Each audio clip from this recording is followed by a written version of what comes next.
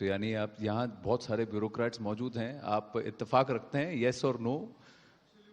हाँ, यस।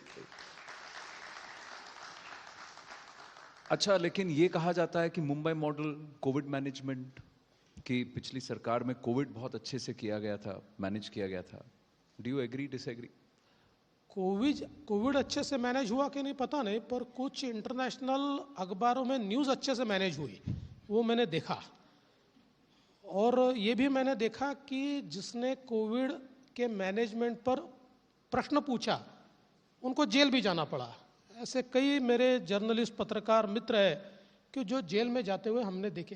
देखिए, मेरा सवाल इतना ही है, you have a municipal corporation with 80,000 crore rupees deposit in the bank, जिसके पास मेडिकल कॉलेजेस है, जिसके पास बेस्ट ऑफ द सुविधाएं है, सारी हेल्थ की सारी सुविधाएं है, बावजूद उसके आप पेशेंट में नंबर 1 हो, आप मौत में नंबर 1 हो, और आंकड़े छिपाकर भी नंबर 1 हो। जब आंकड़े निकलते हैं तो ध्यान में आता है कि आपने आधे आंकड़े तो छिपा दिए।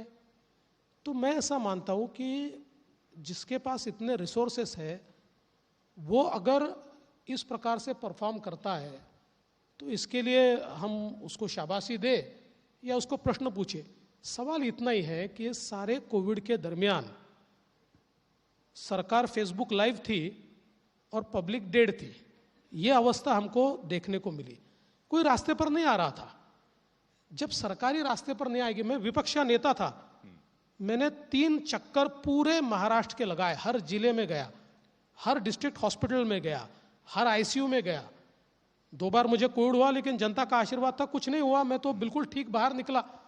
लेकिन ऐसे क्राइसिस के समय अगर सरकार केवल फेसबुक पे होगी तो फिर जनता की सुर लेगा कौन?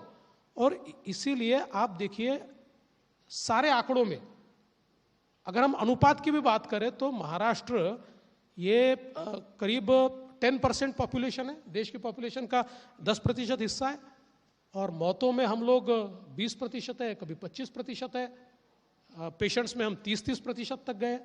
तो मुझे लगता है कि ठीक है, देखिए, मेरे राज्य के बारे में मैं कुछ बुरा बोलूं, सरकार किसी का भी रहे, ये मुझे पसंद नहीं है, इससे ज्यादा मैं बोलना नहीं चाहता।